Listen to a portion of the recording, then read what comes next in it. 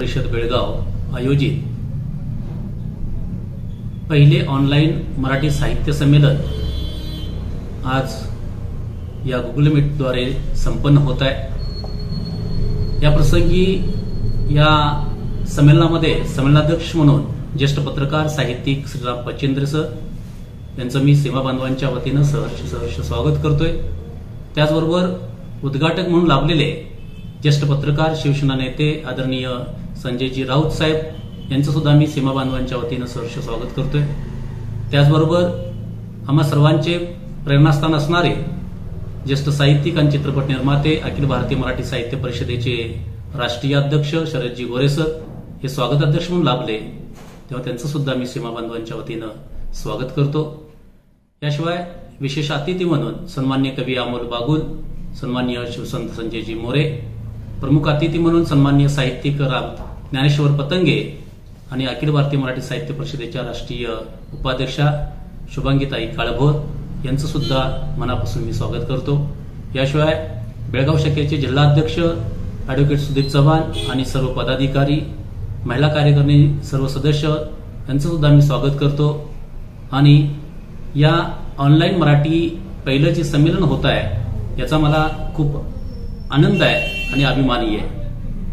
या प्रास्ताविकच्या निमित्तानं मी सुरुवातीलाच म्हणेन की लाभले आम्हास भाग्य बोलतो मराठी, झालो खरेच धन्य ऐकतो मराठी, ऐकतो मराठी।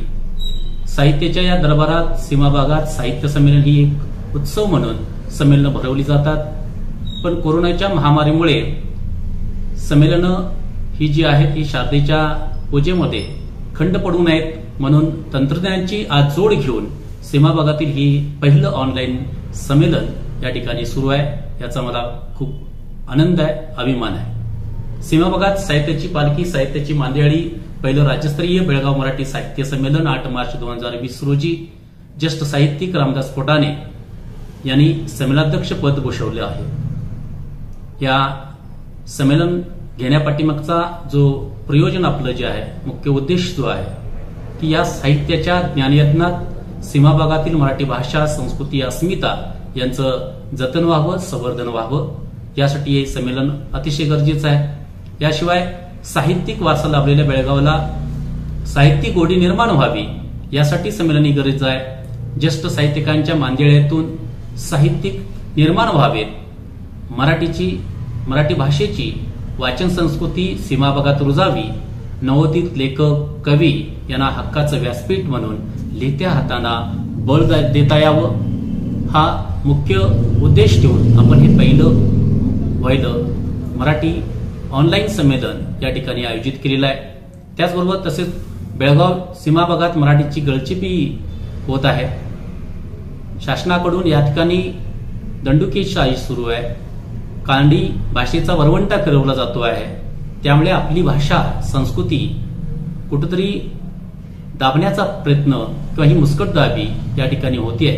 तेव्हा अशा आपल्या या सीमा भागातील माता, माती आणि मातृभाषा यांच्या रक्षणासाठी साहित्य संमेलन एक चळवळ म्हणून सीमा भागात लोकवर्गणीतून 13 ते 14 मराठी साहित्य संमेलन दरवर्षी होत असतात। मी आदरणीय राऊत साहेबांना विनंती करेन, त्याचबरोबर महाराष्ट्र शासनाला सुद्धा विनंती करतो की अशा सीमा भागातील संमेलनाला आर्थिक तरतूद करून भरीव निधी दरवर्षी मिळाला पाहिजे। इथल्या मराठी माणसांच्या व्यथावेदना साहित्य संमेलनातून वाचा फोडली जाते, म्हणून म्हणावंसं वाटतंय की माझ्या या लढा कवितेतील मी एक 4 ओळी तुम्हाला सांगतोय की सीमा लढा हा सीमा लढा, कोणी निर्मिला हा कोंडवाडा। सीमा लढा हा सीमा लढा, कोणी निर्मिला हा कोंडवाडा, अखंड महाराष्ट्राचा लढा, भिजत पडला कातिडा, भिजत पडला कातिडा।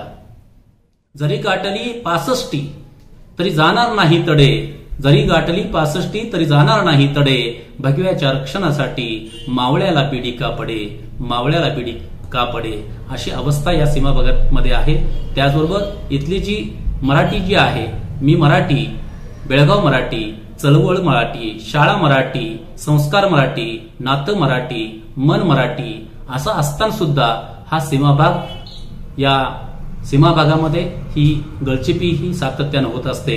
आणि म्हणून या ठिकाणी मला सीमा भागातल्या लोकांची व्यथा मांडत असताना किंवा लिहित असताना जीवाचे होते घालमेल सीमावासियांच्या व्यथा मांडताना, जीवाचे होते घालमेल सीमावासियांच्या व्यथा मांडताना, जीव तिळतिळ तुटतोय मातीशी इमान राखताना, जीव तिळतिळ तुटतोय मातीशी इमान राखताना।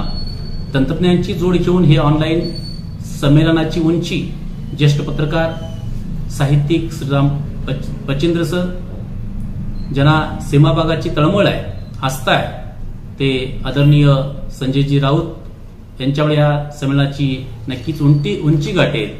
त्याचबरोबर इथली जी अवस्था जर पाहिली की अशी येऊन टेपलेली आहे की लढा नाही तर बेळगावी म्हणायची सवय पडेल, लढा नाही तर बेळगावी म्हणायची सवय पडेल, बेळगावच्या अस्तित्वासाठी पुन्हा नव्याची 3 लढेल, बेळगावच्या अस्तित्वासाठी पुन्हा नव्याची 3 लढेल, लढा नाही तर 4थ्या पिढीच्या बर्बादीची सवय पडेल, लढा नाही तर 4थ्या पिढीच्या बर्बादीची सवय पडेल, अंकुरलेल्या या पालव्यांना भगवं वादळ पाहायचं आहे, भगवं वादळ पाहायचं आहे। म्हणून मराठी भाषेची या ठिकाणी एक साहित्य संमेलनातून एक संजीवनी, एक उभारी देण्याचं काम या अखिल भारतीय मराठी साहित्य परिषदेच्या वतीनं या सीमा भागात होत आहे। आणि म्हणून अशा संमेलनाची उंची सह्याद्री एवढी उंच गाठली पाहिजे अशा अपेक्षा व्यक्त करतो आणि माझं प्रास्ताविक भाषणाला पूर्ण विराम देतो। धन्यवाद।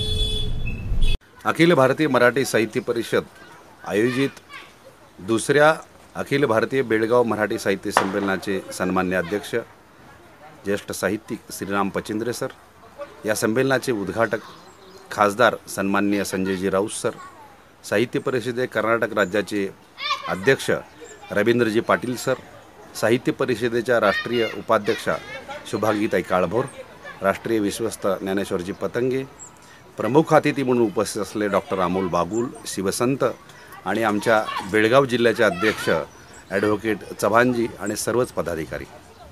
खरं तर बेळगाव मराठी साहित्य संमेलन आम्ही दुसऱ्या वर्षी सादर करतोय। कोरोनाच्या पार्श्वभूमीवरती हे साहित्य संमेलन आपण बघितलं तर ऑनलाईन पद्धतीने साजरं करण्याचं बेळगावच्या आणि साहित्य परिषदेच्या सर्व पदाधिकाऱ्यांनी ठरवलं। आणि या साहित्य संमेलनाची मनोभूमिका जी आहे की ज्या भागामध्ये आपण जर बघितलं की कर्नाटकमधल्या सदृश सीमा भागामध्ये 40 गावामध्ये मराठी भाषिक राहतात, तर मराठीला हा समृद्ध वारसा आहे। 2220 वर्षापासून हा समृद्ध वारसा आणि त्याचे दस्तावेज आपल्याला सापडतात। आणि हा समृद्ध वारसा जो आहे खरं तर साहित्यिक किंवा साहित्य संमेलन जे आहेत ही कशासाठी घेतात तर समाजामध्ये चाललेल्या सगळ्या गोष्टींचा बुहापो आणि समृद्ध समाज राष्ट्र निर्मितीसाठी साहित्यिकांचं योगदान हे वादातीत आहे। वैश्विक असतं ते साहित्यिक असतं, अशा प्रकारची मनोभूमिका मानणारी ही साहित्य परिषद आहे। असं वैश्विक तत्त्वज्ञान घेऊन आपण जर बघितलं की या देशामधल्या नव्हे तर जगामधल्या सगळ्या माणसांना आनंदाने राहता यावं याकरता अशा प्रकारची साहित्य संमेलन मी विविध भागामध्ये साहित्य परिषद घेत असते। तर बेळगाव मराठी साहित्य संमेलन कशासाठी महत्त्वाचं आहे? मला वाटतं की मातृभाषा ही अत्यंत महत्त्वाची आहे। मातृभाषा ज्या भाषेमध्ये एखादं मूल जन्माला येतं त्यावेळेस आईच्या उदरामधनंच 5000 शब्द सोबत मातृभाषेची ते घेऊन येत असतं। अशा प्रकारची महत्त्वाची भूमिका म्हणजे काय 5000 शब्द कळा जर ते घेऊन मूल जन्माला येतं तर म्हणजे मातृभाषा ही अत्यंत महत्त्वाची आहे। प्रत्येक माणसाचं शिक्षण जर मातृभाषेमध्ये झालं तर कुठल्याही प्रकारचं ज्ञान जे आहे ते अवगत करू शकतं। विज्ञान असेल, तंत्रज्ञान असेल, कुठल्याही क्षेत्रामध्ये आपल्याला अतिशय नेत्रदीपक असे यश जर मिळवायचं असेल तर शिक्षण हे महत्त्वाचं आहे आणि ते मातृभाषेमध्येच झालं पाहिजे। अशा प्रकारची आपण जर बघितलं भूमिका जी आहे ती जगामधल्या सगळ्या विचारवंतांनी या अगोदर अनेकदा मांडलेली आहे। तर या पार्श्वभूमीवरती आपण जर बघितलं खरं तर आपण भारतासारख्या समृद्ध देशामध्ये आपण राहतो। भारताला अतिशय समृद्ध असा बलशाली असा वारसा आहे आणि आपल्या देशामध्ये आपण जर बघितलं की संविधान हे सर्वोच्च आहे। संविधानाने आपल्याला दिलेले अधिकार जे आहेत हे अधिकार अत्यंत महत्त्वाचे आहेत आणि या अधिकारावरती आपण जर बघितलं या अधिकारावर कुठंतरी गदा येते काय अशा प्रकारची आपण जर बघितलं परिस्थिती सीमा भाषांमधल्या 40 गावामधल्या मराठी भाषिकांसमोर आज गेले 60-64 वर्ष ते संघर्ष करतायत आपल्या मातृभाषेसाठी। खरं तर मला आपण वाटतं की कुठलीही भाषा कोणावरती लादू शकत नाही। याच भाषेमध्ये आपण शिक्षण घेतलं पाहिजे। अशा प्रकारचं सक्ती जी आहे अशा प्रकारची सक्ती आणि या सक्तीमधनं कुठल्याही प्रकारचं आपण जर बघितलं की समाज हा बलशाली होऊ शकत नाही। सामाजिक दुही किंवा विषमता जी आहे विषमता विद्वेष पसरवण्याचा हेतू हा कुठल्याच विचारवंताचा नसावा, कुठल्याच राज्यकर्त्याचा नसावा। तो सगळ्याच राज्यकर्त्यांनी आपण जर बघितलं की न्यायिक भूमिकेतनं समाजाकडे आपल्या राज्याकडे राष्ट्राकडे पाहिलं पाहिजे। अशा प्रकारचा विचार आणि आचार सगळ्या जगाला अभिप्रेत आहे। या पृष्ठभूमीवरती आपण जर बघितलं की या सीमा भाषेमध्ये जी मनामध्ये जी घालमेल आहे ही घालमेल कशाची आहे? शिक्षणासाठी सुद्धा त्यांना संघर्ष करावा लागतोय की याच भाषेमध्ये आपलं शिक्षण घ्यावं लागेल अशा प्रकारची भूमिका आहे। खरं तर आपण बघितलं की मातृभाषेमध्ये शिक्षण घेऊन त्यांना प्रावीण्य जे आहे त्या भागामधल्या लोकांना अतिशय चांगल्या पद्धतीने मिळवता येईल। आता मातृभाषा जी आहे मातृभाषेमध्ये शिक्षण देताना त्या राज्यांमधली तिथली जी राजभाषा आहे ती भाषा आणि त्याचे विषय असण्याला कुणाचंही आपण बघितलं की अडचण किंवा अशा प्रकारची भूमिका आणि त्याला विरोध करण्याचं कारण अजिबात नाही। अशा प्रकारची भूमिका आम्हाला मान्यच आहे की बाबा आम्हाला त्या सीमाभाषांमधले आमच्या 40 गावांमधले मराठी बांधव भगिनी जे आहेत त्यांना मातृभाषेमध्ये शिक्षण घेता आलं पाहिजे आणि हे शिक्षण घेत असताना इतर जर काही विषय असतील तर तेही विषय ते आनंदाने स्वीकारतील। पण याच भाषेमध्ये आपल्याला शिक्षण घेता येईल, याच भाषेमध्ये आपल्याला शिक्षण घ्यावं लागेल अशा प्रकारची सक्ती जी आहे ही सक्ती म्हणजे संविधानाची पायमल्ली केल्यासारखं आहे। एखाद्या राज्यकर्त्यांना किंवा राज्याला अशा प्रकारे सुचवावं असं वाटतं विचारवंतांना राज्यकर्त्यांना तर यासारखी मोठी शोकांतिका नाही। खरं तर आपण बघितलं महाराष्ट्र, कर्नाटक आणि बंगालला फार समृद्ध वारसा आहे। तो साहित्याचा आहे, संगीताचा आहे। मला वाटतं सीमा भाषिकांचा हा जो प्रश्न आहे आपण या प्रश्नांवरती महाराष्ट्र आणि कर्नाटक या राज्यांनी समन्वयाने एकत्रित येऊन केंद्र शासनाच्या माध्यमातून हा प्रश्न निकाली काढला पाहिजे। गेली 64 वर्ष हे घोंगडं जे काही भिजत पडलेलं आहे आणि त्यापासून आपण जर बघितलं की जे काही एकशे प्रश्न निर्माण होऊ पाहत आहेत हे देशासाठी सुद्धा अतिशय हानिकारक आहेत आणि अशा प्रकारची उदार अंतकरणानं ह्या दोन्ही सरकारच्या माध्यमातून भूमिका घेऊन आमच्या बांधवांचे भगिनींचे प्रश्न जे आहेत ते प्रश्न खरं तर सोडवले पाहिजेत। आणि याकरता खरं तर आपण बघितलं महाराष्ट्र राज्याचे विद्यमान मुख्यमंत्री जे आहेत सन्माननीय उद्धवजी ठाकरे साहेब हे ह्यामध्ये पुढाकार घेतील अशी आशा सगळ्या सारस्वतांना आणि मराठी भाषिक सीमावासियांना आहे। आणि ही मनोभूमिका आत्ताच राऊतसाहेबांनी आपल्या भाषणामध्ये ओघवत्या शैलीमध्ये मांडलेली आहे। खरं तर ही फार चांगली गोष्ट आहे की खंबीरपणे या सगळ्या सीमावासियांचा लढा जो आहे हा लढा अगदी शाहीर अमर शेख अण्णाभाऊ साठेंपासनं अगदी आपण जर बघितलं की अनेक हुतात्म्यांनी फार मोठं योगदान बलशाली असं योगदान दिलेलं आहे आणि हे योगदान आपण जर बघितलं की सगळ्याच मराठी भाषिकांना सीमावासियांना परिचित आहे। तर हे योगदान हा समृद्ध वारसा जो आहे हा वारसा कुठेतरी हे सगळे प्रश्न जे आहेत या प्रश्नांचं निराकरण झालं पाहिजे, त्याचं प्रकटीकरण झालं पाहिजे आणि साहित्यामध्ये ते ध्वनित होणं अत्यंत महत्त्वाचं आहे। कुठलाही प्रश्न जो आहे त्या प्रश्नांना वाचा फोडण्याची ताकद जी आहे ती लेखणीमध्ये असते आणि ही लेखणी ज्यांच्या हातामध्ये आहे ते सारस्वत जे आहेत त्या सारस्वतांनी यावरती लिहिलं पाहिजे, कथा कादंबरी आणि कवितेमधनं अभिव्यक्त झालं पाहिजे आणि या प्रश्नाला वाचा फोडण्यासाठी आपण प्रयत्न केले पाहिजे। अशा प्रकारची मनोभूमिका साहित्य संमेलनाच्या निमित्ताने आहे आणि यामुळंच अशा प्रकारची साहित्य संमेलन आम्ही आयोजित करत असतो। खरं तर ही संमेलनं जी आहेत ही प्रेरणा आहे संमेलनाची प्रेरणा आपण जर बघितलं की ज्या राज्यामध्ये साहित्य समृद्ध असतं ते राज्य समृद्ध होतं, ते राष्ट्र समृद्ध होतं आणि मला वाटतं की साहित्यामध्ये समता समानता आणि न्यायिक भूमिका घेणारे सगळे साहित्यिक जे आहे ते वैश्विक विचार करतात। आत्ताच उद्घाटक राऊतसाहेबांनी सांगितलं की बऱ्याच साहित्य संमेलनामध्ये एक वेगळ्या प्रकारचा दुस्वास असतो। जे कथाकथित सगळे साहित्य संमेलन घेणारी जी वेगवेगळ्या प्रकारची साहित्य संस्था आणि मंडळं आहेत तर त्या लोकांना खरं तर पत्रकार आणि राज्यकर्त्यांचा का दुस्वास आहे हा सुद्धा खरं तर एकच प्रश्न आहे। खरं तर कुठलाही माणूस जो आहे खरं तर स्त्री पुरुष आणि जाती धर्म याच्या पलीकडे जाऊन वैश्विक तत्त्वज्ञान स्वीकारणारे साहित्यिक आणि विचारवंत असतात। याच विचारांना हरताळपासून विषमतावादी विचार ज्यांच्या मनामध्ये आहेत तर ते साहित्यिक किंवा साहित्य संस्था चालक आहेत का हा सुद्धा मूलभूत प्रश्न त्यांनी स्वतःला विचारून घेतला पाहिजे। खरं तर आपण बघितलं की साहित्यिक विचारवंत विचार करतात, लिहितात आणि मग त्यावरती योग्य सगळे समाज आपण जर बघितलं की समाजाच्या उन्नतीच्या दृष्टिकोनातनं जे काही विषय असतात त्यावरती सामाजिक कार्यकर्ते जे आहेत ते आंदोलन करत असतात आणि शेवटी त्याचं निराकरण जे आहे निराकरण त्या राज्यामधली त्या देशामधली सगळी राजकीय मंडळी राजकीय सत्ता करत असते।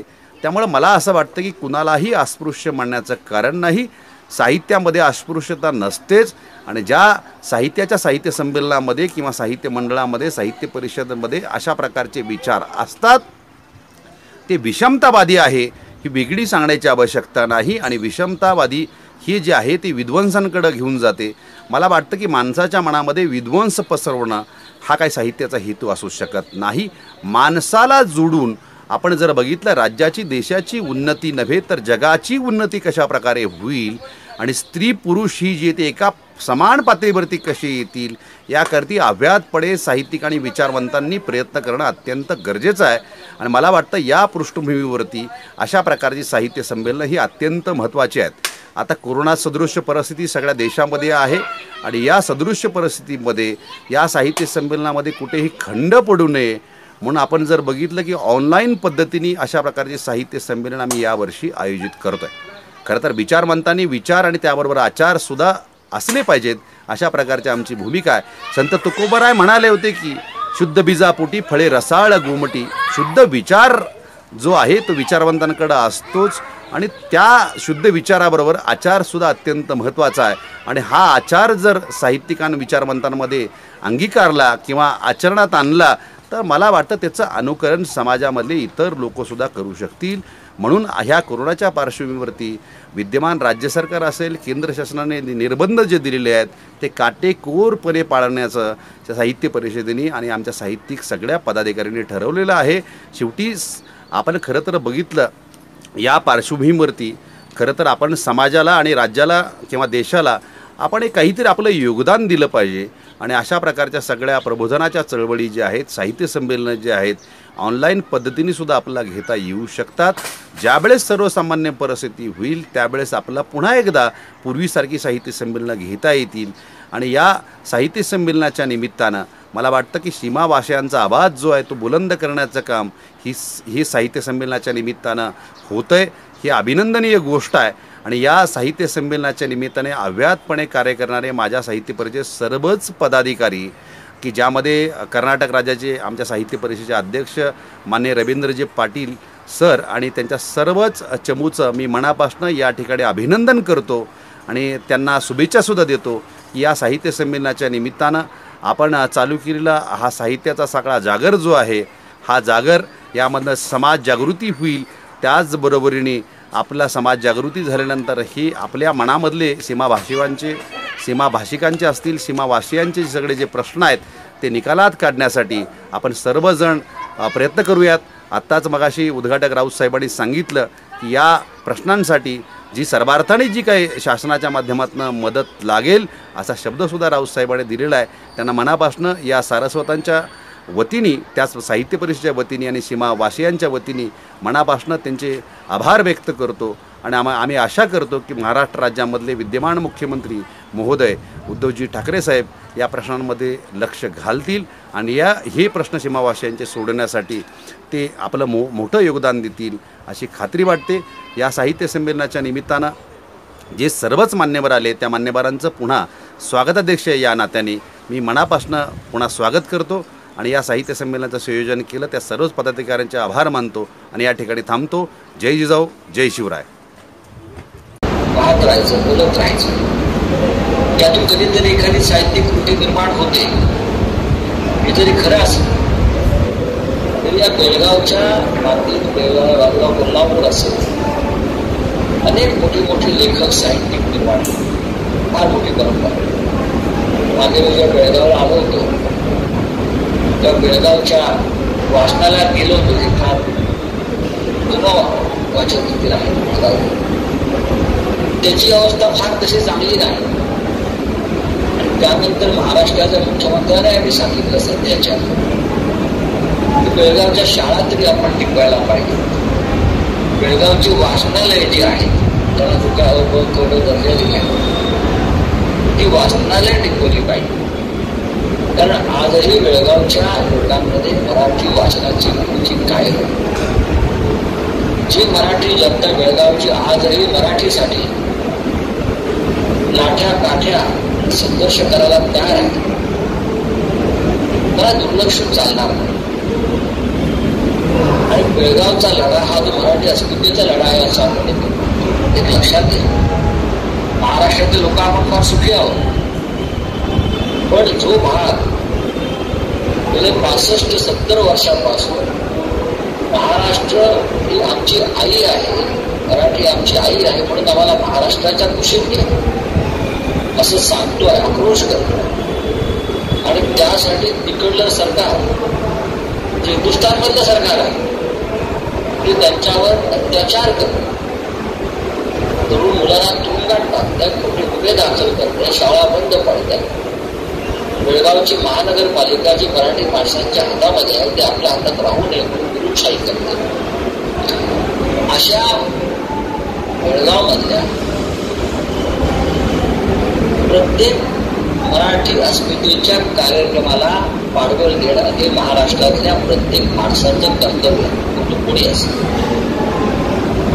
आणि त्या नात्यानं मी अनेकदा जेव्हा मला बेळगावकरांची विनंती येते आपण इथे यायला पाहिजे, निवडणुका असतील, इतर कार्यक्रम असतील, तेव्हा मी आवर्जून जातो. राजकारण सोडून देतो. हा काय राजकारणाचा विषय नाही. बेळगाव हा आपल्या सगळ्यांचा विषय. विशेषतः जे साहित्य संमेलन झालं संयुक्त महाराष्ट्राचा ठरावच त्या बेळगावच्या साहित्य संमेलनात झाले. संयुक्त महाराष्ट्राचा ठराव आणि बेळगाव सोडून अख्खा महाराष्ट्र निर्माण झाला. आणि तेव्हापासून आम्ही लढतोच आहोत. शेवटी हा मराठीचा एजेंडा कसा भडकावून ठेवला.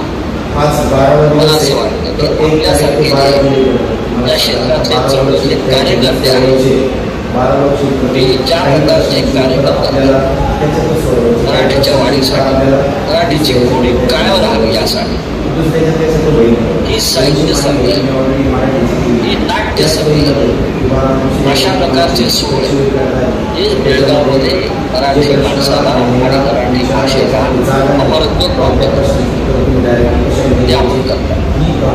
म्हणून या साहित्य संमेलनात हा कार्यक्रम अनेक लोकांपर्यंत या माध्यमातून जाईल. पण जेव्हा असे कार्यक्रम जाहीरपणे होतात, झालेलेच बेळगावमध्ये होत असतात, प्रचंड गर्दीमध्ये आज एक मराठी माणूस बेळगावमध्ये अशा साहित्य संमेलनावर प्रचंड गर्दी होती, तर खूप फार मोठी आहे. पण तरी ऑनलाईनच्या माध्यमातून या नवीन माध्यमातून हा कार्यक्रम लोकांपर्यंत जास्तीत जास्त जावा. आणि जेव्हा ही सगळी बंधनं आपल्याकडे तेव्हा याच संस्कृत अजून एखादा कार्यक्रम, भव्य कार्यक्रम अनेक कार्यकर्ते आज आपण हा व्यासपीठामध्ये आणि आपल्या सगळ्यात तुम्हाला कौतुक यासाठी आहे की इतक्या संघर्षानंतर सुद्धा आपण मराठीसाठी लढण्याची जिद्द सुरू ही जिद्द महाराष्ट्रात जशी आहे त्यापेक्षा 100% जास्त जिद्द बेळगाववासियांना आणि म्हणून बेळगावचा लढा हा महाराष्ट्राचा आत्म्याचा लढा, हा आत्म्यापर्यंत पोचलेला लढा. म्हणून बेळगावच्या एखाद्या संस्थेवर जर दगड पडतो, एखाद्या मराठी तरुणावर पाठी उगारली जाते, तर त्याची बळ आमच्या पाठीवर, आपल्या छातीवर. एक नातं बेळगावचं आणि महाराष्ट्राचं काम हे नातं अशा प्रकारच्या साहित्य संमेलनात अधिक घट्ट होतं, अधिक मजबूत होतं. आणि म्हणून आजच्या या छोट्याशा साहित्य संमेलनामध्ये आपण आमंत्रित केलं. छोटं यासाठी म्हणतो कारण माझ्यासारखा या क्षेत्रातला कार्यकर्ता खूप छोटा आहे. मी कायम मराठीच्या लढ्यातला एक लहान कार्यकर्ता, आपलं कार्य मोठं आहे प्रत्येकाचं, मी आपला आभारी आहे. आणि जे मराठ्याचे पताका जे आपण करतात, नक्कीच एक दिवस अशा प्रकारच्या लढ्यातून, कार्यक्रमातून बेळगाव हा महाराष्ट्राचा भाग झालेला आपल्याला दिसेल स्वप्न पाहायला हरकत नाही. इतकंच मी आज आपल्या सगळ्यांना सांगू जर आम्ही लढतोय, आमच्यापेक्षा तुमचा लढा बेळगावमधल्या मराठी संस्था वाचवणं, बेळगावमधली मराठी भाषा टिकवणं, बेळगावमधली मराठी भाषा ही भ्रष्ट होऊ न देणं, ते आपल्या पूर्ण सगळ्या मराठीचं मराठी पण राहिलं पाहिजे. त्या मराठीवरती दुसरा कोणताही प्रभाव पडता कामा नये. अर्ध मराठी, अर्ध कानडी, अर्ध मराठी, अर्ध तेलुगू नाही, मराठीचं मराठी पण कायमच राहिलं पाहिजे. म्हणून हे आपलं सहकार्य फार महत्वाचं आहे. स्वागताध्यक्ष नात्यानं आपल्या सगळ्यांचं स्वागत तर करतोच आहे. काय उद्घाटक उद्घाटन तर करतोच आहे, पण बेळगावकरांचं स्वागत या महाराष्ट्राला वेगवेगळ्या पुस्तकाने महाराष्ट्रामध्ये नसतो. कारण हा कार्यक्रम महाराष्ट्रात सुद्धा पाहणार आहे, मराठी लोक पाहणार आहेत. आणि उद्घाटक या नात्यानं जसं आपण मगाशी अपेक्षा काही व्यक्त केल्या महाराष्ट्र सरकार, तर त्या अपेक्षा आपण ठाकरेंचं सरकार आहे, ज्या बाळासाहेब ठाकरे सतत बेळगावचा प्रश्न आपल्या हृदयाशी धरून लढा दिलेला. 69 हुतात्मे बेळगावसाठी बाळासाहेबांनी दिलेले आहेत, जे सगळे मारवडले त्याच्यामध्ये होते. त्याच्यामुळे बेळगावचा प्रश्न हा आमच्या अगदी जवळचे प्रश्न आहे.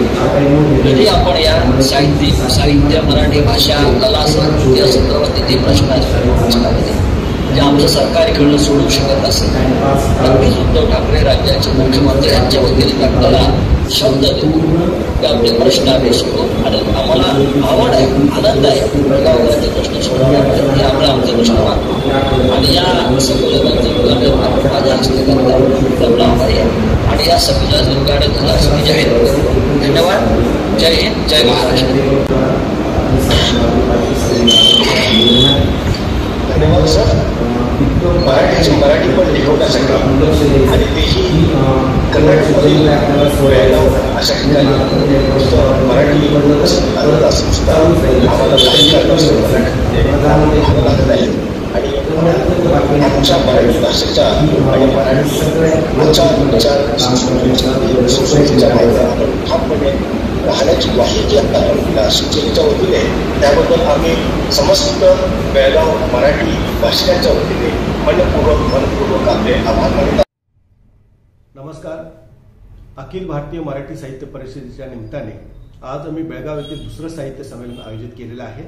पहिलं साहित्य संमेलन आपण अखिल भारतीय मराठी साहित्य परिषद बेळगावच्या वतीने घेण्यात आलेल्या पहिल्या साहित्य संमेलनासाठी रसिकांचा उदंड असा प्रतिसाद आम्हाला लाभला होता. प्रसिद्ध साहित्यिक रामदास फुटाणे यांच्या अध्यक्षतेखाली हे साहित्य संमेलन पार पडले होते. तेव्हापासून बेळगावकरांना, सीमा वाचियांना बरीचशी उत्सुकता लाभली होती की दुसरं साहित्य संमेलन कधी होणार आहे. याची वाट पाहत असताना आम्हाला मात्र थोडंसं प्रॉब्लेम निर्माण झाला. त्यासाठी रसिकांनी पुढील संमेलन कुतूहल निर्माण झाले होते. मात्र कोविड महामारीमुळे सारेच नियोजन उलटून पडले होते. त्यासाठी आम्ही असा विचार केला की ऑनलाईन स्वरूपामध्ये हे साहित्य संमेलन घ्यायचं आम्ही निश्चित केलं. आणि या ऑनलाईन साहित्य संमेलनासाठी संमेलनाचे अध्यक्ष म्हणून ज्येष्ठ साहित्यिक व पत्रकार श्रीराम पचिंद्रे यांची निवड करण्यात आली. तसेच उद्घाटक म्हणून शिवसेनेचे थोर नेते संजयजी राऊत आणि एक थोर पत्रकार संजयजी राऊत हे आम्हाला लाभले आहेत. ही दोन्ही माणसे या भागाशी नाळ जुळलेली आहेत. अशा मान्यवरांच्या उपस्थितीमध्ये आज 25 जुलै रोजी हे संमेलन पार पडत आहे. याचा आम्हाला सर्व बेळगाव वासियांना, सर्व सीमावासियांना अभिमान आहे.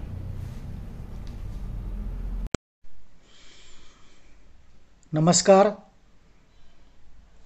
अखिल भारतीय मराठी साहित्य परिषद बेळगाव या संस्थेनं आयोजित केलेल्या दुसऱ्या अखिल भारतीय बेळगाव मराठी दूरदृश्य प्रणाली साहित्य संमेलनात अध्यक्षीय भाषण करताना मला अतिशय आनंद होत आहे.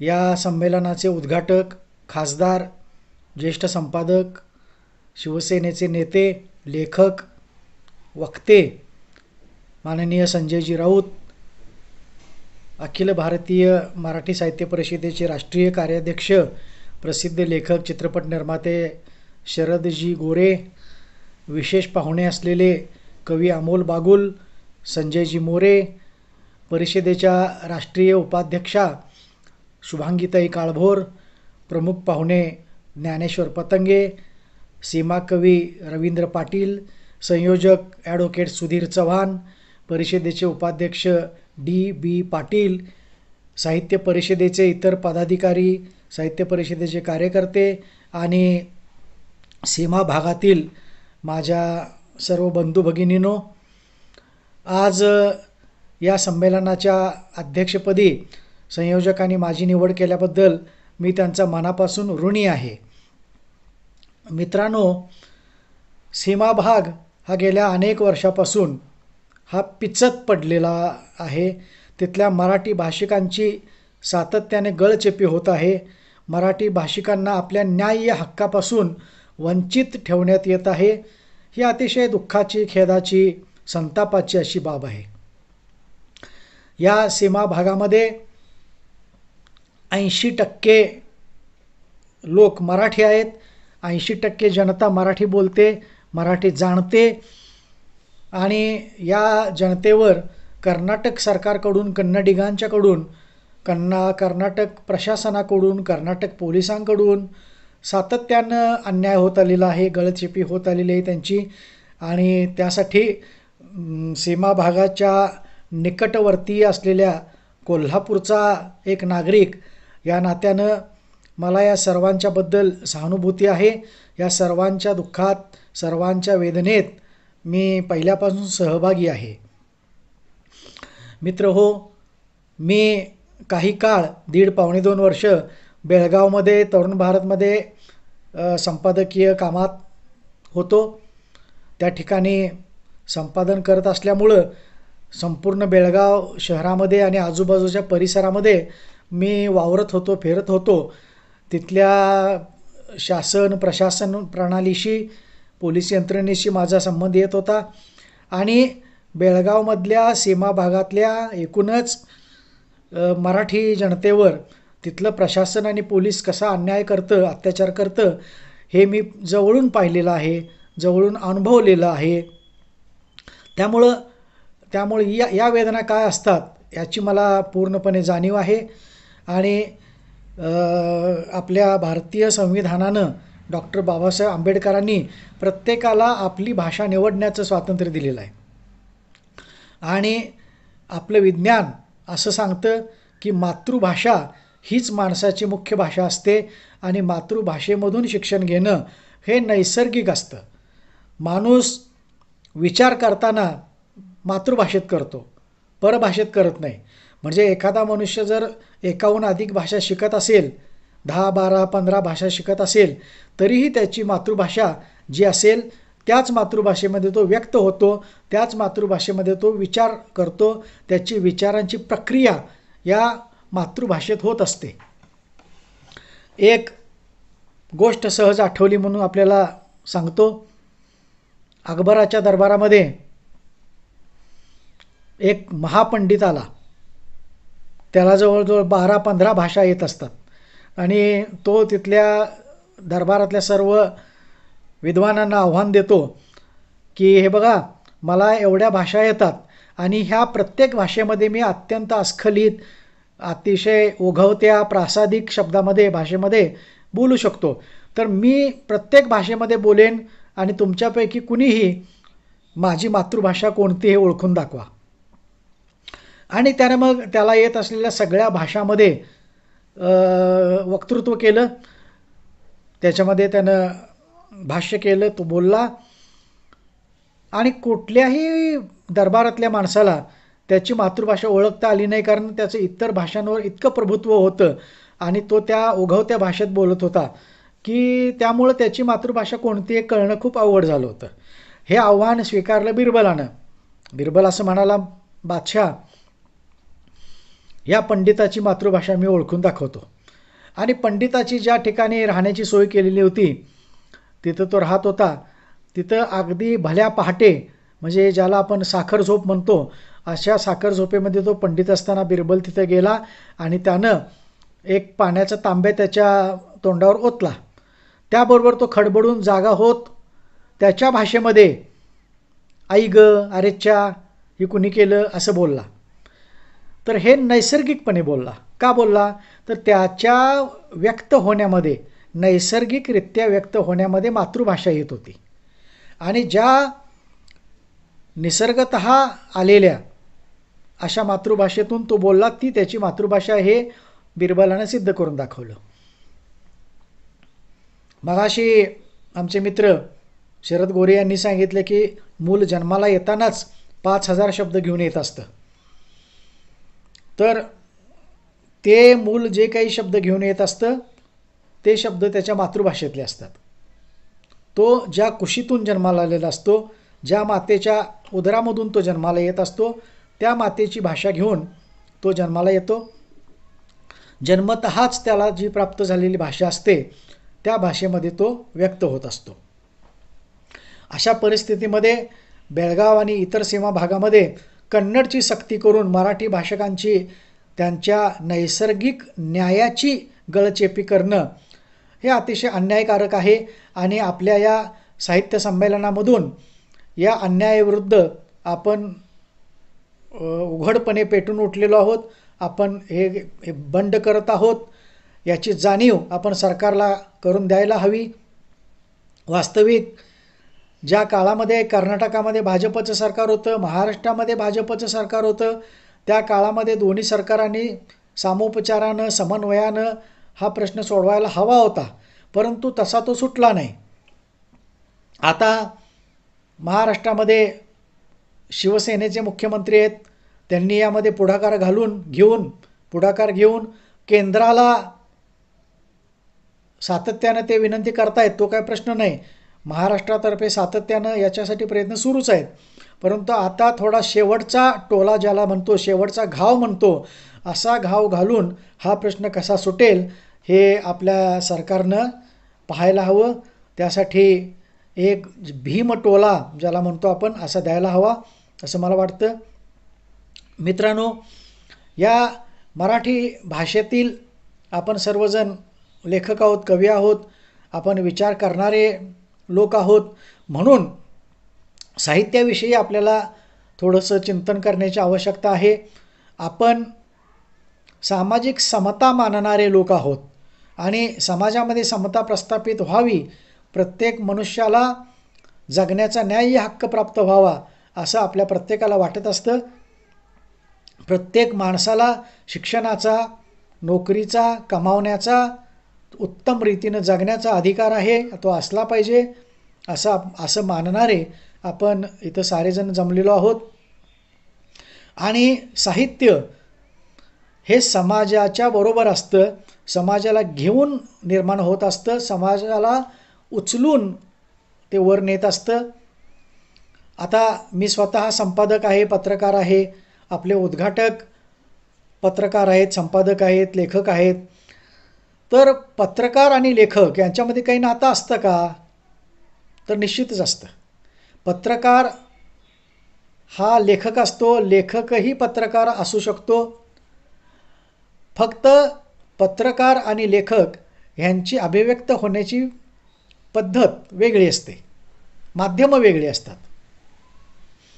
वास्तविक ज्या आशयद्रव्यातून लेखक व्यक्त होतो ते आशयद्रव्य असतं भाषा, आणि ज्या आशयद्रव्यातून लेखक व्यक्त होतो ते आशयद्रव्य असतं भाषा. म्हणजे लेखक आणि पत्रकार दोघांचंही आशयद्रव्य भाषा हेच असतं. संवादाचं माध्यम, व्यक्त होण्याचं माध्यम भाषा हे असतं. आपण जर विचार केला तर संगीतकाराचं माध्यम काय असतं? तर वाद्य असतं. गायकाचं माध्यम काय असतं? तर स्वर असतो. त्या स्वरामधून आणि संगीतामधून संवेदना व्यक्त होतात. आणि पत्रकारिता आणि साहित्यामधून संवेदनेबरोबरच आशय व्यक्त होत असतो. आणि आशय आणि संवेदना मिळून साहित्य निर्माण होतं आणि पत्रकारिता होते. आता यातला मूलभूत फरक असा की पत्रकार हा वास्तवदर्शी आणि थेट मांडत असतो. समाजामध्ये घडत असलेल्या ताज्या घटना, ज्वलंत घटना यांची मांडणी तो तात्काळ करत असतो, त्याच्यावर तो तात्काळ व्यक्त होत असतो. बातमीच्या माध्यमामधून तो घटना जशी आहे, जशी घडली तशी मांडत असतो. तर अग्रलेखाच्या माध्यमातून आणि इतर वैचारिक लेखांच्या माध्यमातून त्या घटनेची, त्या घडामोडींची, त्या वास्तवाची योग्य पद्धतीनं, वस्तुनिष्ठ पद्धतीनं तो कारणमीमांसा करत असतो. आणि ही कारणमीमांसा करताना आपले तर्क, आपले अनुभव, आपला अभ्यास याची मांडणी करून त्या विषयाची गुंफण पत्रकार करत असतो. पण हे करत असताना जे वास्तव समोर आहे ते वास्तव जसंच्या तसं मांडणं हे त्याचं पहिलं कर्तव्य असतं, हा त्याचा धर्म असतो. त्याला जागून तो आपली वस्तुनिष्ठ अशी मांडणी करत असतो. आणि साहित्यिक, लेखक, कवी काय करतो?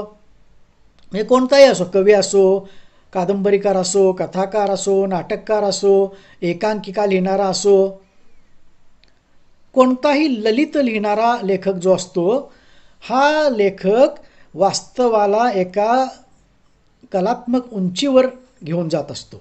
वास्तव तेच असतं. पत्रकारितेतलं वास्तव आणि साहित्यातलं वास्तव तेच असतं, एकच असतं. पण लेखक हे वास्तव कलात्मक पातळीवर उंच घेऊन जातो आणि पत्रकार मात्र ते आहे तसं मांडतो. पत्रकार हा वैचारिक भूमिकेतून, वस्तुनिष्ठ भूमिकेतून मांडत असतो आणि लेखक हे कलात्मक जाणीवेतून मांडत असतो. कारण त्याची निर्मिती ही कलात्मक असते, सर्जनशील असते. म्हणजे ज्याला आपण नवनिर्मिती म्हणतो, ज्याच्यातून सर्जन होतं. सर्जन म्हणजे नवनिर्मिती, सृजन म्हणजे कल्पकता. तर नवनिर्मिती हा लेखक करत असतो, एक नवी सृष्टी तो निर्माण करत असतो. म्हणून लेखकाची अभिव्यक्ती ही थोडी अधिक स्वातंत्र्य घेऊन केलेली असते. कोणत्याही ऐतिहासिक कादंबरीत असो, कोणत्याही पौराणिक कादंबरीत असो, कोणत्याही वास्तववादी म्हणजे आजच्या समांतर जीवनाशी निगडीत असलेली कादंबरी असो, याच्यामध्ये मांडलेलं जे वास्तव असतं ते वास्तव कलात्मकरित्या उंच नेलेलं असतं. म्हणून साहित्यिक हा स्वातंत्र्य घेऊन कलात्मक मांडणी करतो. अगदी मी असं म्हणतो की परिकथा ज्या असतात, ज्याच्यामध्ये राजा राणी असते, परी असते, राक्षस असतो, हे देखील पूर्णपणे काल्पनिक असतं असं मी मानत नाही. याचं कारण त्या ज्या पर्या असतात, त्यातले जे राक्षस असतात ते आपल्या मानवी जीवनामध्ये असतात, मानवी मनामध्ये दडलेले असतात. क्रौर्य, निर्दयीपणा, दुष्टपणा, हलकटपणा असे जे काही अवगुण असतात ते माणसाच्या मनात असतात. आज आपण समाजामध्ये खून करणारे, बलात्कार करणारे असे जे लोक बघतो त्यांना आपण राक्षस म्हणतो. आता कोल्हापुरात नुकताच एक प्रकार घडलेला होता, त्याचा निकाल लागला की एका माणसानं, एका तरुणानं दारूला आई पैसे देत नाही म्हणून तिला ठार मारलं आणि तिचे अवयव भाजून त्याला चटणी मीठ लावून ते खाल्ले. हे जे काही क्रौर्य आहे, हे क्रौर्य माणसामध्येच दडलेलं असतं आणि तेच आपण राक्षसाच्या रूपात पाहतो. मग परिकथेतला राक्षस असो किंवा हवेमध्ये उडणारी, सुंदर असलेली, एखाद्या राजकुमारावर लुब्ध झालेली अशी परी बघतो, अशी राजकन्या बघतो, ती सुद्धा आपल्या मनामध्ये असते, किंबहुना आपल्या आजूबाजूला कुठंतरी ती वावरत असते. त्यामुळं परिकथासुद्धा काल्पनिक असतात असं मी म्हणणार नाही. त्याच्यामध्ये सुद्धा मानवी भावभावना असतात. मध्यंतरी थोर लेखक गंगाधर गाडगीळ यांनी काही भ्रांतिका लिहिल्या होत्या. त्या भ्रांतिकामध्ये सुद्धा मानवी मनातील सुप्त भावना ज्या असतात त्याचं प्रकटीकरण झालेलं होतं. तर या देखील साहित्याकडं एक वास्तव म्हणून आपण पाहिलं पाहिजे. मित्रांनो, आणखी एका गोष्टीकडे मी आपलं लक्ष वेधून घेऊ इच्छितो. अभिव्यक्ती स्वातंत्र्य हा आपल्या देशातला एक महत्त्वाचा आणि चर्चेचा विषय ठरलेला आहे. आपल्याकडं पंतप्रधानांवर टीका करणं म्हणजे देशद्रोह आता मानला जातोय. सरकारवर टीका करणं म्हणजे देशद्रोह मानला जातो. हे चुकीचं आहे. व्यक्ती म्हणून केलेली टीका ही व्यक्ती म्हणूनच असते. धोरण म्हणून केलेली टीका ही धोरण म्हणून असते आणि टीका वेगळी आणि निंदा नाळस्ती वेगळी, यातला फरक आपण जाणून घेतला पाहिजे. देशद्रोह कोणाला म्हणायचं? कसाबनं केलेला तो देशद्रोह म्हणायचा. दहशतवादी करतात तो देशद्रोह म्हणायचा. देशामध्ये राहून देशविघातक कारवाया करणारा दाऊद असेल, छोटा राजन असेल, यांना आपण देशद्रोही म्हणू शकतो. सरकारवर टीका करणाऱ्या विचारवंताला आपण देशद्रोही म्हणू शकत नाही. मला आता आठवतंय काही वर्षापूर्वी अखिल भारतीय मराठी साहित्य संमेलनाचा अध्यक्ष हा निवडणुकीऐवजी नियुक्तीनं करण्यात यायला लागला. त्यावेळेला अरुणा ढेरे यांची साहित्य संमेलनाच्या अध्यक्षपदी नियुक्ती झाली. त्यावेळेला थोर लेखिका नयनतारा सहगल यांना उद्घाटक म्हणून पाचारण करण्यात आलं होतं. परंतु त्या बाई नयनतारा सहगल ह्या बंडखोर लेखिका आहेत. आपल्याला आठवत असेल की त्या इंदिरा गांधींच्या मामे बहीण आहेत. पण आणीबाणीच्या काळामध्ये आपली मामे बहीण असलेल्या इंदिरा गांधींवर सुद्धा त्यांनी सडेतोड अशी टीका केलेली आहे. तर सरकारच्या धोरणांविरुद्ध त्या बोलतात, सरकारच्या धोरणावर त्या बोलतात, विरुद्ध बोलतात. तर त्या संमेलनाला उद्घाटक म्हणून कुणी काय केलं माहीत नाही, पण त्यांना उद्घाटक म्हणून बोलवलेलं होतं. तर त्याला त्यांनी नकार दिला. म्हणजे सहगलनं नव्हे, संयोजकांनीच नकार दिला, तुम्ही आता येऊ नका, कारण तुमच्या भाषणाची आम्हाला भीती वाटते. त्यांना पाचारण करण्याचा निर्णय ज्या साहित्य महामंडळाने घेतला त्याच महामंडळाच्या पदाधिकाऱ्यांनी त्यांना न बोलवण्याचा, त्यांचं निमंत्रणही परत घेण्याचा करंटेपणा दाखवला. माझं म्हणणं असं आहे, की नयनतारा सहगल काहीही बोलू देत, चुकीचं बोलू देत, वाईट बोलू देत, टीकात्मक बोलू देत, परंतु त्यांना बोलू द्यायला हवं होतं आणि त्यांनी बोलल्यानंतर मग त्यांच्या मुद्द्यांना विचारांनी प्रतिरोध करायला हवा होता.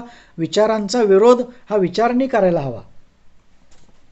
तसा जर तो होत नसेल तर ती लोकशाही राहत नाही, ती ठोकशाही होते. मग अशा ठोकशाहीनं आपण जाणार आहोत का? आपल्यासारखे लेखकांनी ठोकशाही मानायची का? ठोकशाही पुढं आपण दबायचं का? असाही एक मुद्दा आहे. आता आणखी एक गोष्ट आपण अशी लक्षात घेऊया, अभिव्यक्ती स्वातंत्र्य म्हणजे स्वैराचार आहे का? नाही. आपण त्याला स्वातंत्र्याला स्वैराचाराचं रूप देणं हे योग्य नव्हे.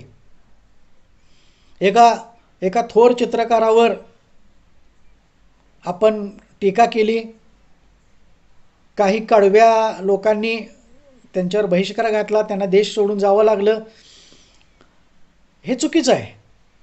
पण त्या चित्रकारांनी देवदेवतांची विटंबना करणारी चित्र काढली होती, ते तरी कितपत योग्य आहे? हिंदूंच्या देवदेवतांविषयीच्या आपल्या ज्या भावना आहेत, आपल्या ज्या श्रद्धा आहेत, कोट्यवधी लोकांच्या ज्या श्रद्धा आहेत, त्या श्रद्धांना धक्का देण्याचं स्वातंत्र्य त्यांना कोणी दिलं? मित्रहो, आपण थोडा विचार करा. अभिव्यक्ती स्वातंत्र्याबरोबरच कुणी काय रेखाटावं, कुणी काय म्हणावं, काय मांडावं, यालाही काही निर्बंध असायला हवेत की नकोत? तर तसे ते असले पाहिजेत असं मला वाटतं. आणि निर्मिती करत असताना सुद्धा नवनिर्मिती कोणतीही, लेखक असो, चित्रकार असो, संगीतकार असो, शिल्पकार असो, त्यांनी सारासार विवेक बाळगण्याची गरज आहे का नाही? तरतम भावानं विचार करायची गरज आहे की नाही? याचा तरी आपण सारेजण विचार करूया. आज आपण सारे लेखक आहोत, लिहिण्याचं स्वातंत्र्य आपल्याला आहे, पण काय लिहावं, काय लिहू नये, काय व्यक्त करावं, याचा तरी आपण विचार करायला हवा की नाही? आता पेरुमल नावाच्या एका लेखकांनी लेखक म्हणून मी आत्महत्या करत आहे अशी घोषणा काही वर्षापूर्वी केली होती. असं का झालं बरं? कारण त्यांच्यावर कर्मठ किंवा आपण ज्याला मूलतत्ववादी लोकांनी त्यांना अडचणीत आणलं, त्यांच्यावर टीका केली, त्यांच्यावर सातत्यानं त्यांना धमक्या दिल्या.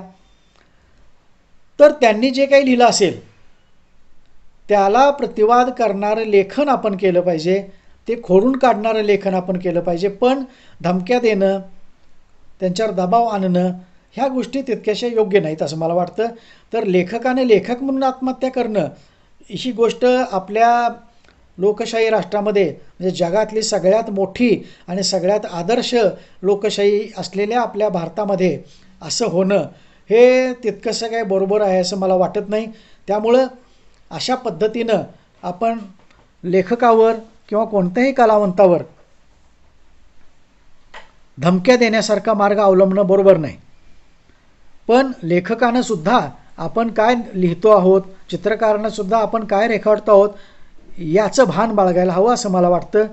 कोणत्याही धर्माचा धर्मगुरू असेल, त्यानं कुणावर बलात्कार केला असेल, त्यानं कुणाचा खून केला असेल, तर तो एखाद्या धर्माचा प्रतिनिधी आहे म्हणून त्याला क्षमा करून सोडून देणं हे बरोबर नाही. त्याला कायद्यानुसार, कायद्यामध्ये दिलेल्या तरतुदीनुसार योग्य ती शिक्षा व्हायला हवी असं मला वाटतं. कायदा हातात घेण्याचा अधिकार कोणालाच नाही. त्यामुळं कायद्याप्रमाणे कोणालाही जर शिक्षा करायची असेल तर ती कायद्यानुसार व्हावी. न्यायव्यवस्था आपली आहे, त्या न्यायव्यवस्थेला आपण तिचा आदर करून आपण पुढं गेलं पाहिजे असं मला वाटतं. मित्रांनो, विद्रोह ही गोष्ट खूप महत्त्वाची असते. समाजामध्ये परिवर्तन घडवण्यासाठी विद्रोह महत्त्वाचा असतो. भाकरीच्या विद्रोहामधून फ्रेंच राज्यक्रांती घडली हे आपण विसरता कामा नये. इंग्रजांच्या अन्यायाविरुद्ध आपण पेटून उठलो. सुभाषचंद्र बोस, स्वातंत्र्यवीर सावरकर, भगतसिंग, राजगुरू सुखदेव यांनी क्रांती केली. गांधीजींनी अहिंसक मार्गाने क्रांती केली. पंडित नेहरूंनी अहिंसक मार्गाने क्रांती केली. अशा हजारो लाखो देशभक्तांनी क्रांती केली. ही क्रांती परिवर्तनासाठी होती, देशामध्ये स्वातंत्र्य आणण्यासाठी होती. तशीच क्रांती समाजामध्ये परिवर्तन आणण्यासाठी कुणी महात्मा ज्योतिराव फुले यांनी केली, सावित्रीबाई फुले यांनी केली. ही सामाजिक क्रांती होती. त्या राजर्षी शाहू महाराजांच्या कार्यामधून, त्यांनी केलेल्या सहकार्यातून, त्यांनी दिलेल्या शिष्यवृत्तीतून डॉक्टर बाबासाहेब आंबेडकर यांच्यासारखा घटनेचा शिल्पकार पुढं आला. मित्रहो, राजर्षी शाहू महाराजांनी आपल्या देशामध्ये, आपल्या राज्यात पहिल्यांदा 50% जागा मागासवर्गीयांसाठी राखीव ठेवण्याचा कायदा केला होता. हे आपण विसरता कामा नये. 1902 मध्ये त्यांनी हा कायदा राजपत्रित केला आणि त्याची अंमलबजावणी सुरू केली.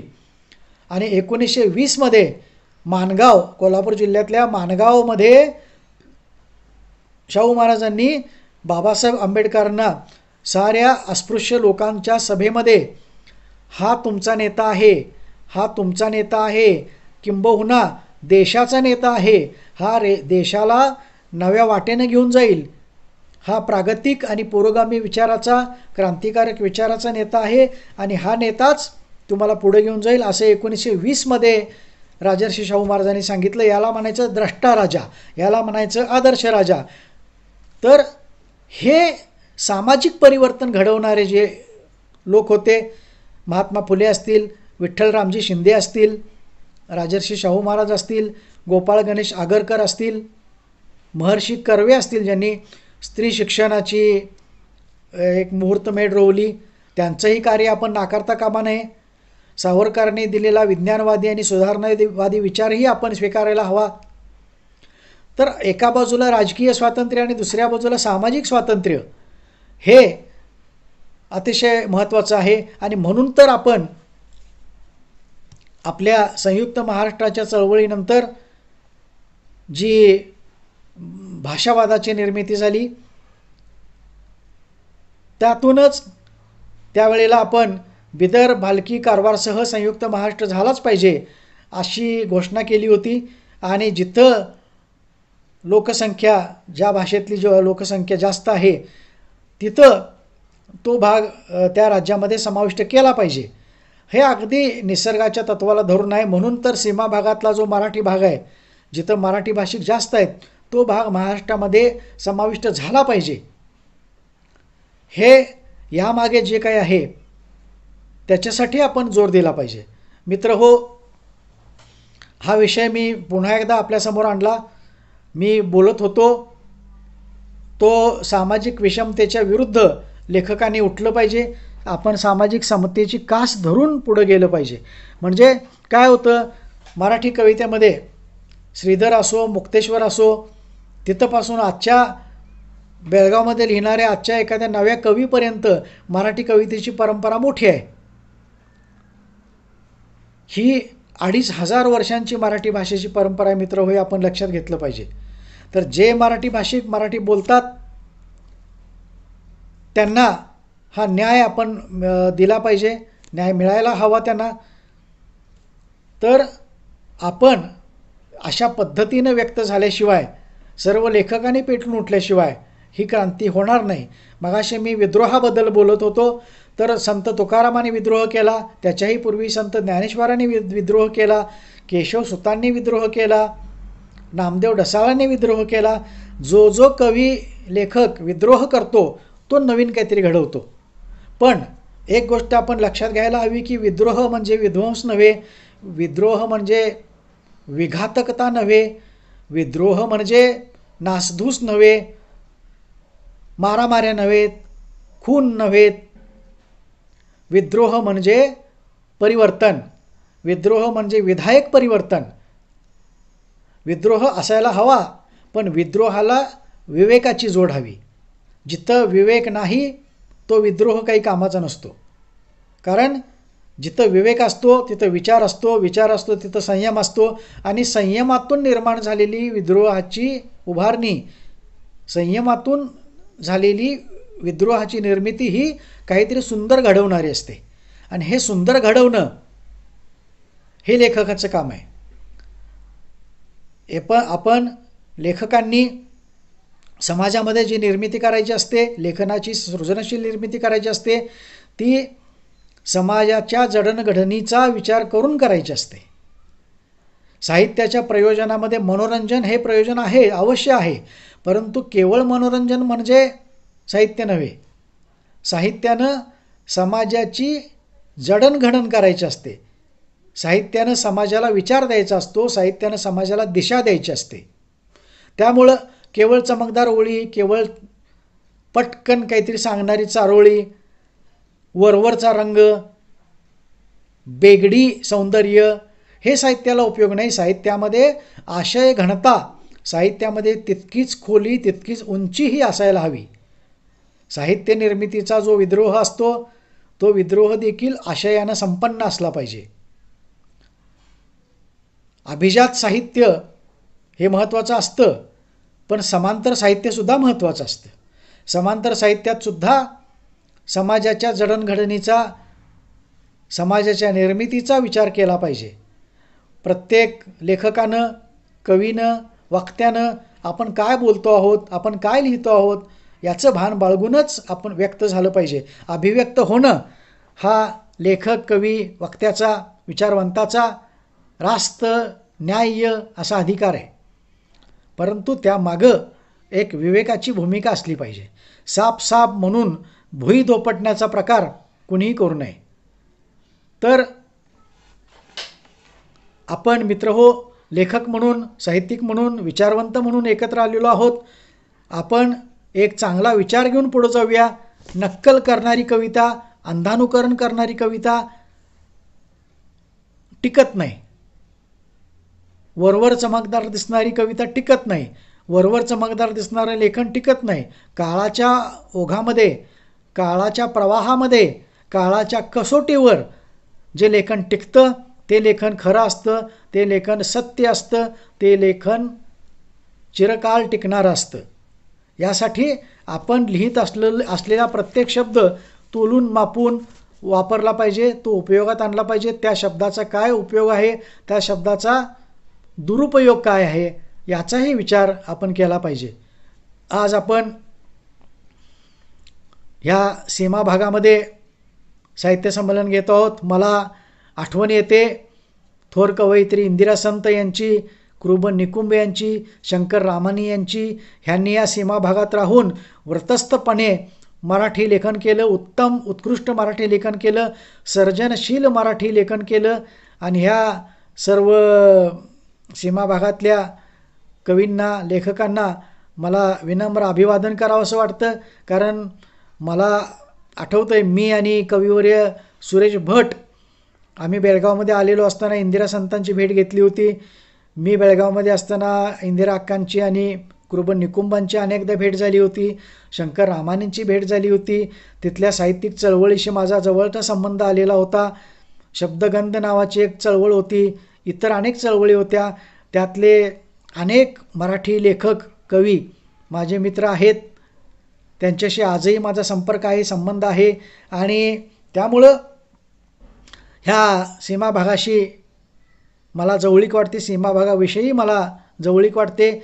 ज्या दैनिक पुढारीचं मी काम करतो कार्यकारी संपादक म्हणून, त्या दैनिक पुढारीनं या सीमा चळवळीमध्ये पुढाकार घेतलेला आहे.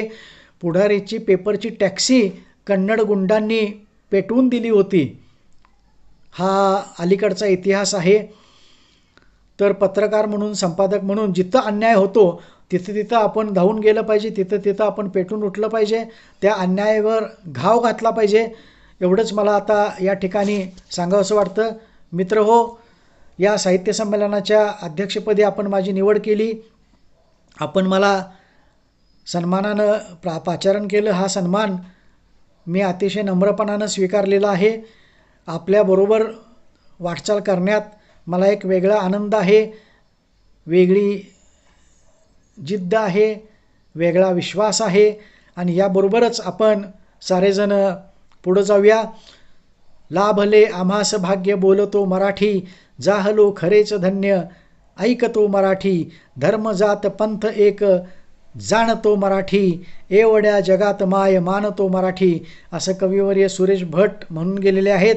या सीमा भागातली मराठी जिवंत राहू दे, सीमा भागातली मराठी भाषा वृद्धिंगत होऊ दे, सीमा भागातली मराठी भाषा ही एखाद्या नवोन्मेष शालिनी प्रतिभेप्रमाणे सतत पुढं जात राहू दे, अशा शुभेच्छा मी व्यक्त करतो, अशा सदिच्छा मी व्यक्त करतो. आपल्या सर्व संयोजकांना मनापासून धन्यवाद देतो.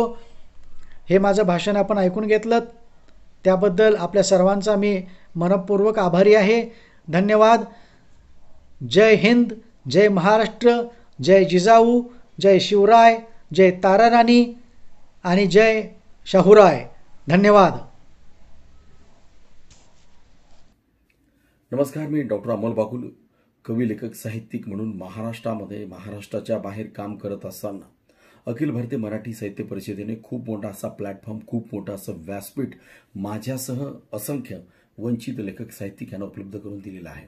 आणि यातीलच एक महत्त्वाचा प्रयत्न आणि उपक्रम तो म्हणजेच काय तर महाराष्ट्र आणि कर्नाटकाच्या सीमेवर स्थित असलेलं तुमच्या आमच्या आपल्या मराठी माणसांचं बेळगाव, या बेळगावमधील मराठी माणसांना मोकळा श्वास देऊ करण्यासाठी, मोकळा श्वास घेण्यासाठी एक अनोखं बळ या अखिल भारतीय मराठी साहित्य परिषदेच्या दुसऱ्या अखिल भारतीय बेळगाव मराठी ऑनलाईन साहित्य संमेलनाच्या माध्यमातून देण्याचा मानस आहे माननीय आयोजकांचा. यामध्ये अग्रेसर आहेत माननीय राष्ट्रीय कार्याध्यक्ष अखिल भारतीय मराठी साहित्य परिषदेचे माननीय गीतकार, लेखक, साहित्यिक, चित्रपट निर्माते सन्माननीय श्रीमान शरदजी गोरे साहेब यांचं. आणि म्हणून त्यांनी पुढाकार घेऊन महाराष्ट्रातील अनेक जिल्ह्यांमध्ये ज्या ठिकाणी अखिल भारतीय मराठी साहित्य परिषदेचा तमाम कार्यकर्ता, कवी, लेखक म्हणून काम करतो, समाज परिवर्तनाचं एक वेगळा ध्वज आपल्या खांद्यावर घेऊन हा महाराष्ट्र वेगळ्या वाटेवर आणून ठेवण्याचं काम, या महाराष्ट्रामध्ये परिवर्तन करण्याचं काम हा कवी, लेखक, साहित्यिक करत आहे. आणि म्हणून त्याच्या कवितेला विचारलं गेलं पाहिजे, त्याच्या कथेला व्यासपीठ मिळालं पाहिजे. कुठल्या तरी वंचित समाजाची वेदना आणि भावना तो कवी आणि साहित्यिक सारस्वत मुखर करत असतो. आणि नेमका हाच धागा पकडून गेल्या 3 ते 4 दशकांपासून अखिल भारतीय मराठी साहित्य परिषद आणि शरद गोरे हे दोन रसायनं संपूर्ण महाराष्ट्रभर आणि महाराष्ट्राबाहेर देखील धावत आहेत. आणि म्हणून एक वेगळा उपक्रम, एक वेगळा प्रकल्प नव्हे तर माणूस पेटवण्याचं, माणूस चेतवण्याचं, माणूस जागृत आणि जागा करण्याचं काम माननीय शरदजी गोरे करत आहेत. आणि आज या प्रयत्नांना खूप मोठा असं पाठबळ आणि पाठिंबा मिळालेला आहे सन्माननीय खासदार आदरणीय संजय राऊत साहेब यांचा. आणि म्हणून या पाठबळाच्या माध्यमातून दैनिक पुढारी असो किंवा दैनिक सामना असो, ही महाराष्ट्रातील मातब्बर महाशी वृत्तपत्रे जी जनमानस घडवतात आणि माणसाला प्रेरित करतात पुढे येण्यासाठी. आणि म्हणून दैनिक सामनाच्या माध्यमातून मराठी माणसाची वेदना, भावना आणि संवेदना मुखर करण्याचं काम आदरणीय संजयजी राऊत साहेब या ठिकाणी करत आहेत. आणि त्याचबरोबर दैनिक पुढारी सारख्या मातब्बर वृत्तपत्राच्या माध्यमातून आदरणीय श्रीराम पचिंद्रे जे साहित्यिक आहेत, लेखक आहेत, संपादक आहेत आणि पुढारीच्या व्यासपीठाच्या माध्यमातून सामान्य माणसाला जगण्याच्या व्यासपीठावर आणण्याचं काम करतात. अशा या 2 वृत्तपत्रांच्या माध्यमातून 2 मोठी आणि महत्त्वाची माणसे आज अखिल भारतीय मराठी साहित्य परिषदेच्या या प्लॅटफॉर्मवर, या व्यासपीठावरून आपणा सर्वांना साथ घालत आहेत की महाराष्ट्र आणि कर्नाटक सीमेवरचं बेळगाव जे हाक मारत आहे महाराष्ट्राला, जे हाक मारत आहेत कर्नाटकाला, आणि दोन्ही प्रशासनांना, दोन्ही सामाजिक विचारसरणीच्या बैठकांना ते आमंत्रित करीत आहेत की इथला मराठी माणसाने मोकळा श्वास घेतला पाहिजे म्हणून. आणि म्हणून या संमेलनाच्या निमित्ताने विविध मान्यवरांची, मग वेगवेगळ्या घटकांची भूमिका देखील महत्त्वाची आहे. कारण हा महाराष्ट्र फुले शाहू आंबेडकरांचा महाराष्ट्र आहे, हा महाराष्ट्र संत बसवेश्वरांचा महाराष्ट्र आहे, हा महाराष्ट्र संत ज्ञानेश्वरांचा, हा महाराष्ट्र संत तुकारामांचा आहे. आणि म्हणून हीच विचार पताका, हीच विचार शलाका आपल्या कामातून, सर्मातून, गुणवत्तेतून आणि लेखणीतून या महाराष्ट्रातला प्रत्येक साहित्यिक हीच विचार शलाका घेऊन या ठिकाणी काम करतोय. अनेक ग्रंथ संमेलने, शतकभर साहित्य संमेलने असो किंवा हजारो कवी संमेलनं असो, या माध्यमातून दिवस रात्र साहित्यिकांच्या विविध साहित्य कृतींचा जागर अखिल भारतीय मराठी साहित्य परिषदेच्या व्यासपीठावर सतत होत असतो. आणि या संपूर्ण कोरोना प्रतिकूलतेच्या कालावधीमध्ये संपूर्ण मराठी माणसाला कवितेच्या माध्यमातून असो, साहित्यकृतींच्या माध्यमातून असो, घरामध्येच ठेवून त्याच्या विस्कटलेल्या विखुरलेल्या विचारांना एकत्र बांधण्याचं काम अखिल भारतीय मराठी साहित्य परिषद करत आहे. आणि म्हणून मराठी माणसाला एक वेगळं पाठबळ देण्याचं काम तो बेळगावमधला असो, तो कर्नाटकमधला असो, तो महाराष्ट्रातला असो, अखिल भारतीय मराठी साहित्य परिषदेने सतत आणि नियमितपणे केलेला आहे.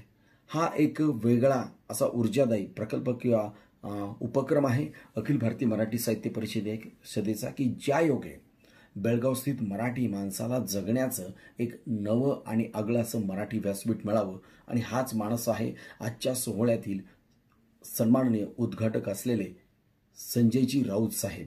हाच माणूस आहे आदरणीय श्रीरामजी पचिंद्रे साहेबांचा. हाच माणूस आहे मान्य शरदजी गोरे यांचा. सीमा कवी रवींद्र पाटील या ठिकाणी अनेक वर्षांपासून या प्रश्नावर असो, या उपायांवर असो, त्या ठिकाणच्या विविध उपाययोजनांवर असो, आपल्या साहित्यकृतींच्या माध्यमातून आणि म्हणून येत्या कालावधीमध्ये विविध साहित्यकृतींच्या माध्यमातून मराठी माणसांची मने पेरण्याचं काम तुम्हाला आम्हाला मिळून करायचं आहे. आणि म्हणून यासारखी साहित्य संमेलने होणं हे नितांत गरजेचं आहे. एका फ्रेंच राज्यकर्त्याच्या एका फ्रेंच क्रांतीमध्ये असा उल्लेख या ठिकाणी आढळतो की हजारो सैन्य जेव्हा फ्रान्स देशावर चालून आल्यानंतर त्या ठिकाणच्या एका कवीने किल्ल्याच्या बुरुजावर उभं राहून एक वेगळी अशी कविता म्हटली. आणि त्या कवितेच्या माध्यमातून समोर फ्रान्स जिंकण्यासाठी, फ्रेंचपण जिंकण्यासाठी आलेल्या हजारो सैनिकांचं मन त्या कवितेने परावर्तित झालं आणि हजारो सैनिकांची मने एका कवितेने जिंकली. आणि तीच कविता फ्रान्स राष्ट्रगीत म्हणून पुढे आलं. अशी कथा सांगत असताना, असा दाखला देत असताना मला देखील या ठिकाणी महाराष्ट्रातील, कर्नाटकातील तमाम साहित्यिकांना नम्र विनंती आहे की आपण या वेगळ्या आयामाला साथ देऊया, जो आयाम मानवतेकडे घेऊन जाणार आहे. आणि म्हणून बेळगाव स्थित वेगवेगळ्या प्रकारची जी विविध साहित्य संमेलन असो, साहित्यकृती असो, विविध साहित्यिक कार्यक्रम असो, यांना आपण दुजोरा द्यावा, यांना आपण पाठबळ द्यावं आणि मराठी माणसांच्या मनाला सतत पेरणी करण्यासाठी आपल्या ऊर्जेची आणि आपल्या मोठ्या प्रमाणात असलेल्या प्रेरणादायी उपक्रमांची नितांत गरज आहे. अखिल भारतीय मराठी साहित्य परिषद जी महाराष्ट्राबाहेर जाऊन भारतातल्या विविध राज्यांमध्ये सतत काम करत आहे. अखिल भारतीय मराठी साहित्य परिषद ही भारताबाहेर जाऊन देखील आता जवळजवळ 50 देशांमध्ये अखिल भारतीय मराठी साहित्य परिषद आभा मसाबच्या विविध देशांमध्ये शाखा या खुल्या होत आहेत. आणि या निमित्ताने फक्त महाराष्ट्रातील नव्हे, फक्त भारतातील नव्हे, तर या पृथ्वीवरील विविध देशांमध्ये कार्यरत असलेला मराठी माणूस जो भारतीय आहे, मनामध्ये मराठीपण जपतो आणि मनामध्ये भारताचा तिरंगा जपतो, मनामध्ये महाराष्ट्राच्या मातीचा सुगंध जपतो, अशा प्रत्येक मराठी भारतीय माणसासाठी GMF ग्लोबल मराठी फाउंडेशन घेऊन येत आहेत आदरणीय शरदजी गोरे साहेब. आणि म्हणून आपली मराठी जागतिक आणि वैश्विक होत असताना आपण बेळगाव स्थित मराठी माणसांना बळ देण्याचं काम या उपक्रमांच्या माध्यमातून करत आहोत. आणि या उपक्रमांमध्ये आपल्या सर्वांचं सहकार्य सतत अपेक्षित आहे. हीच महाराष्ट्राच्या आणि कर्नाटकच्या मातीचरणी प्रार्थना व्यक्त करतो. जय हिंद, जय महाराष्ट्र, जय बेळगाव.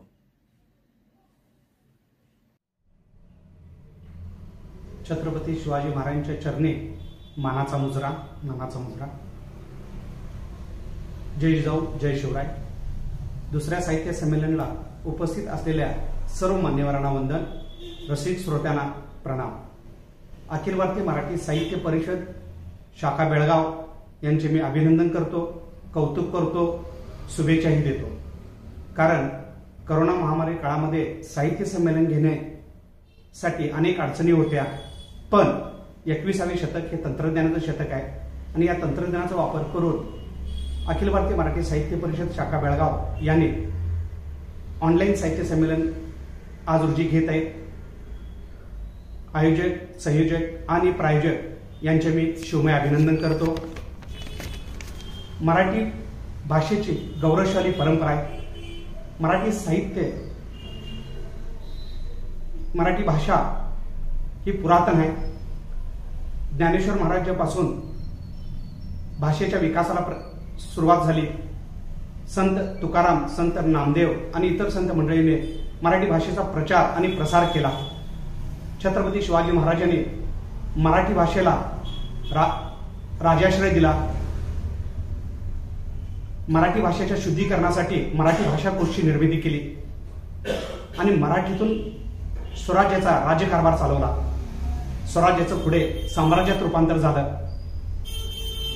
अटकपासून कटकपर्यंत आणि पेशावरपासून तंजावरपर्यंत मराठी साम्राज्य स्वराज्याचं साम्राज्यात रूपांतर झालं.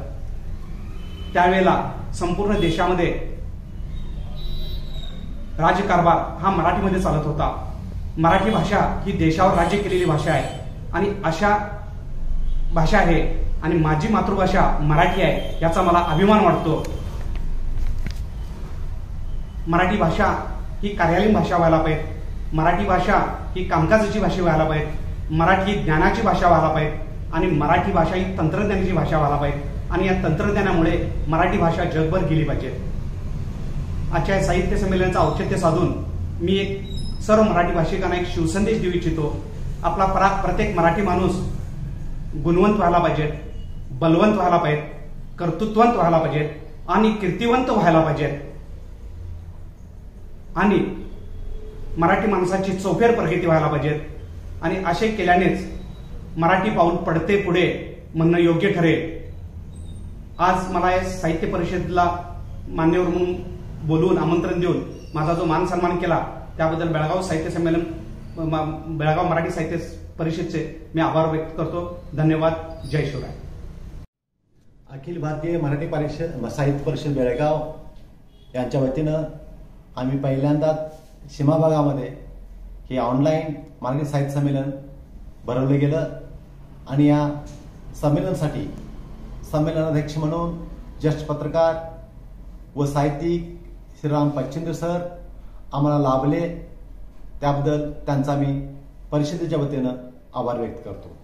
त्याचप्रमाणे आमच्या या संमेलनासाठी उद्घाटक म्हणून ज्येष्ठ पत्रकार, शिवसेना नेते आदरणीय संजयजी राऊत साहेब आम्हाला वेळ काढून आमच्या संमेलनाला उद्घाटन लाभले. त्याबद्दल त्यांचाही मी माझ्या परिषदेच्या वतीनं आभार मानतो. त्याचप्रमाणे आमच्या या संमेलनासाठी स्वागताध्यक्ष म्हणून ज्येष्ठ साहित्यिक व चित्रपट निर्माते, अखिल भारतीय मराठी साहित्य परिषदेचे राष्ट्रीय अध्यक्ष शरदजी गोरे यांच्या संकल्पनेतूच आपण हे साहित्य संमेलन आपण साजरे करत आहोत. ते सुद्धा आम्हाला स्वागताध्यक्ष म्हणून लाभले. त्याबद्दल आम्ही बेळगाव शाखेच्या वतीनं त्यांचाही आभार मानतो. त्याचप्रमाणे या साहित्य संमेलनासाठी विशेष अतिथी म्हणून सन्माननीय कवी अमोल बागुल साहेब, सन्माननीय शिवसंत संजयजी मोरे साहेब, तसेच प्रमुख अतिथी म्हणून सन्माननीय साहित्यिक ज्ञानेश्वर पतंगे, राष्ट्रीय उपाध्यक्षा शुभांगीताई काळभोर या सुद्धा आमच्या या साहित्य संमेलनाला सहभागी झालेत. त्याबद्दल या सर्व मान्यवरांचे मी परिषदेच्या वतीनं आभार व्यक्त करतो. त्याचप्रमाणे हे साहित्य संमेलन यशस्वी करण्यासाठी ज्या काही ज्ञात अज्ञात सर्व लोकांनी तसेच टेक्निकल लोकांनी सुद्धा हे संमेलन यशस्वी करण्यासाठी सहकार्य केलं, त्यांचाही मी माझ्या साहित्य परिषदेच्या वतीनं आभार मानतो.